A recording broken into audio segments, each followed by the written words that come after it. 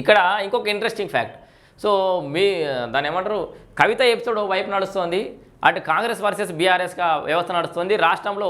So తప్పో Oppo BRS and Congress పేరు వినబడుతుంది రాష్ట్రంలో.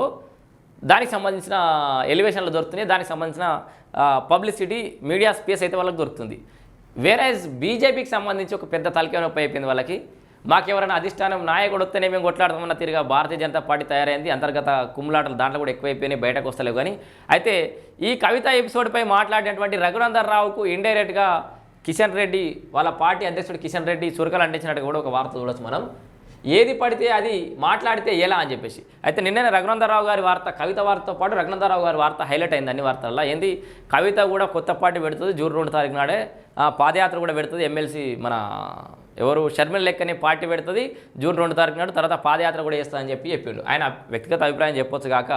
అయితే ఈ అంశం మీద నువ్వు ఒక జాతీయ పార్టీలో ఉన్నామన్న విషయాన్ని మర్చిపోవద్దు అని చెప్పేసి కిషన్ రెడ్డి గుర్తు చేసినట్టుగా ఇక్కడ వార్త చూడొచ్చు మనం. ఎమ్మెల్సీ కవిత అంశంపై ఏవేవో వ్యాఖ్యలు చేశారు. మీ సొంత ఎజెండాను పార్టీ ఎజెండాగా రుద్దొద్దు, జాతీయ పార్టీలో ఉన్నామన్న విషయాన్ని మర్చిపోతున్నారా?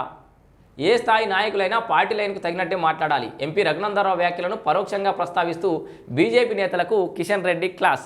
సో ఏ స్థాయి నాయకులైనా సరే పార్టీ విధానాలకు అనుగుణంగానే మాట్లాడాలని, సొంత అజెండా పార్టీ అజెండాతో ముట్టిపెట్టవద్దని బీజేపీ రాష్ట్ర అధ్యక్షుడు కేంద్ర మంత్రి కిషన్ రెడ్డి స్పష్టం చేశారు. పార్టీ ఎజెండా ప్రకారం మాట్లాడాలి తప్ప సొంత ఎజెండాలు పనిచేయబోవని, ఏదైనా ఒక అంశంపై ముందుగా పార్టీలో చర్చించుకున్నాకే మాట్లాడాలని తేల్చి చెప్పారు. ఢిల్లీలో ఉన్న కిషన్ రెడ్డి దీనికి సంబంధించి తాజాగా రాష్ట్ర పార్టీ ముఖ్యులతో టెలికాన్ఫరెన్స్ నిర్వహించారు. ఒక అంశంపై 2-3 నాయకులు వేర్వేరు అభిప్రాయాలు వ్యక్తం చేయడం సరికాదని స్పష్టం చేశారు. బీజేపీలోకి ఎట్లా తయారవుతుంది, ఒక్కొక్క అంశం మీద ఒక్కొక్క నాయకుడు ఒక్కో అభిప్రాయాన్ని వ్యక్తపరుస్తారు. వాస్తవానికి బీఆర్ఎస్ ఎమ్మెల్సీ కల్వకుంట్ల కవిత ఆ పార్టీ అధినేత కేసీఆర్కు లేఖ రాయడం, కాళేశ్వరం విచారణ కమిషన్ ఇటీవల ఎంపీ ఈటల రాజేందర్కు కూడా నోటీసులు జారీ చేయడంపై రాష్ట్ర బీజేపీ నేతలు భిన్నాభిప్రాయాలు వ్యక్తం చేశారు.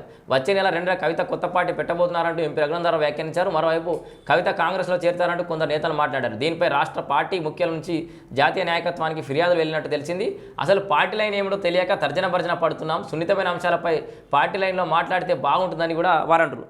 మరి సరే పార్టీ లైన్లో మాట్లాడారు, మరి పార్టీ లైన్ ఏందో మాకు తెలవాలి కదా. రాష్ట్రంలో కొన్ని సంఘటనలు జరుగుతున్నప్పుడు, కొన్ని సిచ్యువేషన్స్ జరుగుతున్నప్పుడు, కొన్ని సమీకరణాలు మారుతున్నప్పుడు మనం కూడా లైవ్ లైట్లో ఉండాలి, మనం కూడా మాట్లాడాలి. మరి మా అభిప్రాయాలు ఎట్లా మాట్లాడాలి, మన పార్టీ యొక్క లైన్ ఏంది అనేది మాకు క్షేత్రస్థాయిలో మా నాయకులకు తెలవాలి కదా.